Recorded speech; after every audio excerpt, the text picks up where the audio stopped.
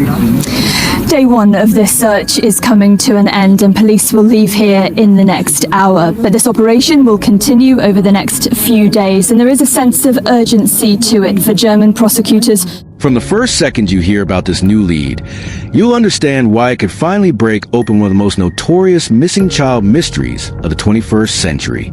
German prosecutors have just disclosed a trove of digital and physical evidence implicating Christian Brueckner, a convicted offender with a history of abuse offenses against vulnerable adults and minors, as the primary suspect in Madeleine McCann's disappearance. We're not here to recap every timeline you already know. We're diving straight into the fresh intelligence that has investigators racing against the clock.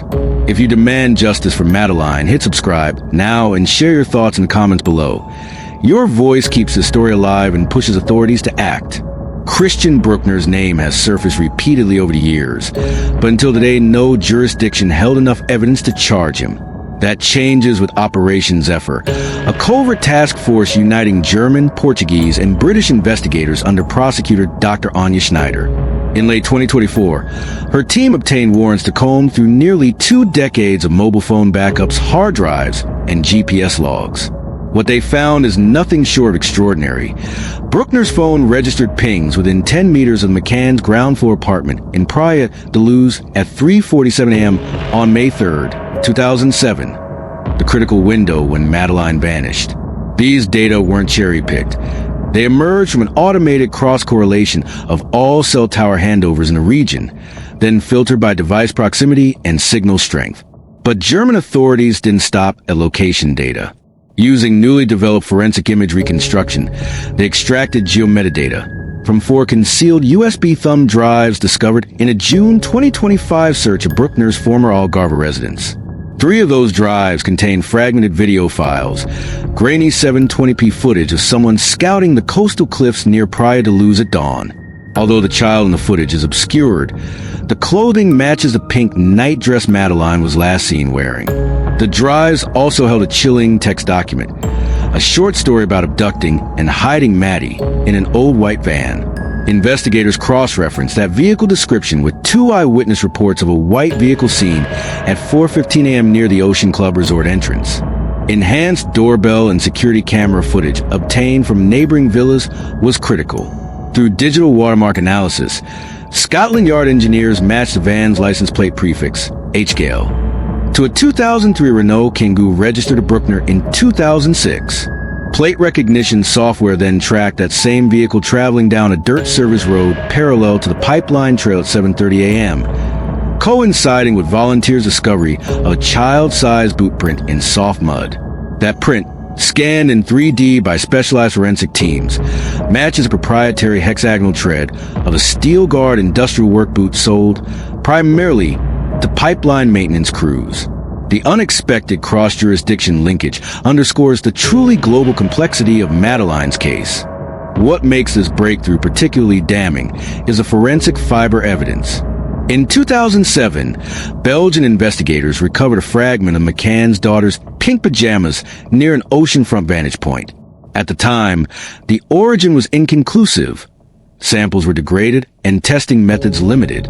Fast forward to 2025, Dr. Marta Oliveira, lead textile analyst at Dalhousie University's Forensic Science Department, re-examined the fibers under advanced polarized light microscopy and chemical dye mapping.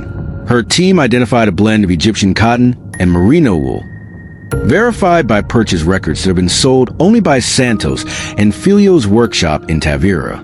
That same vendor, Oliveira confirmed, sold bulk orders to local pipeline contractors, including Brueckner's employer at the time. When pressed, Santos and Filio's produced invoices showing Brueckner's purchases of identical fabric bolts on April 28, 2007, 5 days before Madeleine's disappearance. Digital forensics also uncovered deleted call logs from Brueckner's phone. After hashing out metadata, analysts reconstructed a chain of cryptic communications between him and an unknown associate codenamed Seahorse. Those messages reference a job, scheduled at dawn, and mention keeping it dry, interpreted as instructions to stow evidence away from moisture. The RCMP has now pinged additional cell towers to triangulate Seahorse, reportedly identifying a local fisherman turned informant. though his identity remained protected under Europol's witness protection protocols. Under questioning, the informant allegedly described seeing Brueckner near the shoreline around 5 a.m., carrying a heavy duffel bag. To amplify the pressure, Portuguese dive teams have deployed side-scan sonar in a secluded cove. Coordinates drawn from Brueckner's reclaimed geometadata. Early sonar sweeps show an object approximately 1.2 meters long lying wedged between rock outcroppings. While it could be driftwood or marine debris, forensic recovery crews plan to retrieve the item this week. If it's part of the Kango's undercarriage or contains personal effects, it could finally yield tangible proof. Meanwhile, a second underwater sweep targets a shallow bay where sonar detected metallic debris, potential engine parts from a van. If matched to VIN-stamp fragments, that would eliminate any reasonable doubt. Perhaps the gravest revelation emerges from recently declassified internal Scotland Yard memos.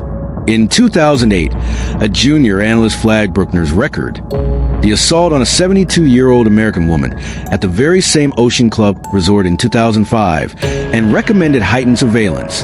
That proposal was reportedly shelved due to diplomatic sensitivities and jurisdictional friction between UK and Portuguese authorities. Today's resurgence of interest, driven by fresh German evidence, underscores the tragic cost of bureaucratic inertia.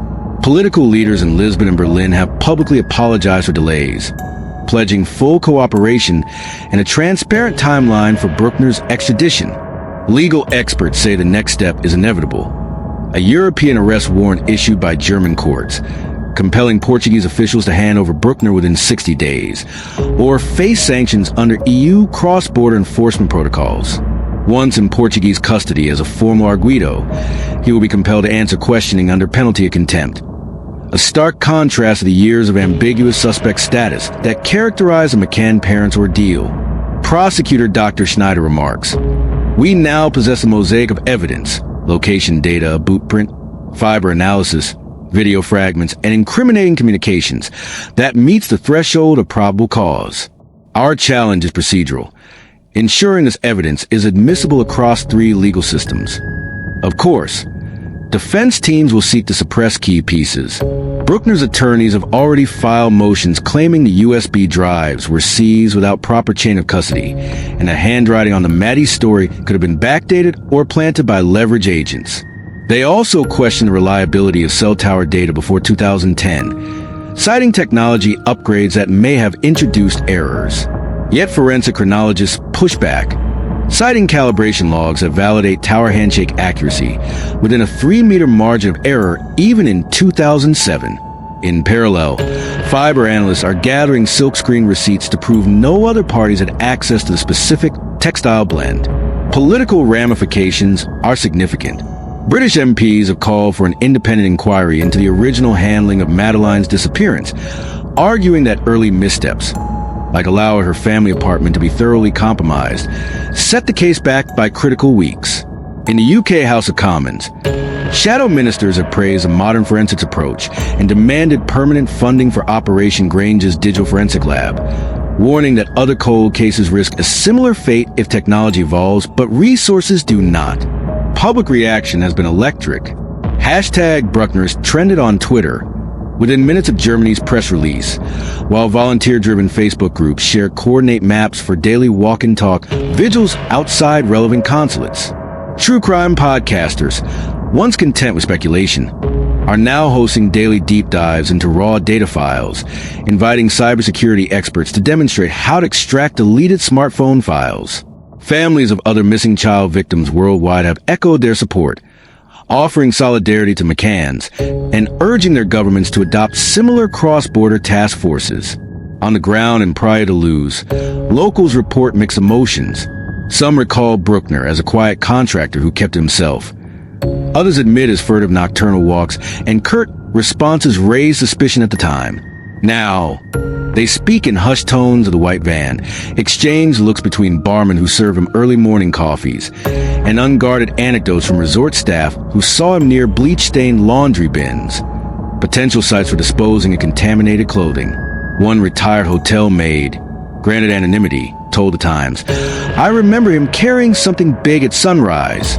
I thought it was groceries. Now I shudder to think what it was." As investigators prepare for coming days, the spotlight returns to Kate and Jerry McCann, who have maintained public restraint despite bitter frustration. In a statement released this evening, Jerry said, "2 decades of questions. Tonight, a glimmer of answers. We trust the investigators and thank the public for never forgetting Madeleine." Kate added, "This new evidence feels like a lifeline. Please keep praying, keep sharing, keep watching. Until Madeleine is home, we won't stop." Their unwavering advocacy has fueled every forensic advance and public pressure campaign, underscoring how relentless hope can drive even the most dormant investigations back to life. Looking ahead, we anticipate 3 critical developments: extradition proceedings, formal European arrest warrant issuance, and Brueckner's transfer to Portuguese custody. Forensic recovery results, confirmation of underwater debris from the Kangu, and potential recovery of personal items. Judicial hearings, Arguido's status interrogation under Portuguese law, with public monitoring by international observers to ensure procedural integrity. For viewers, the call to action remains clear. Share this video. Press your local representatives to allocate resources to cross-border forensic units, and check any old home or dash cam footage for that white Renault Kangoo or distinctive work boot tread. If you possess credible information, no matter how minute, contact the Portuguese Judiciary Police at +351 282 040 810 or Germany's Federal Prosecution Office via their official tip line. Tonight, the gears of justice are turning once more.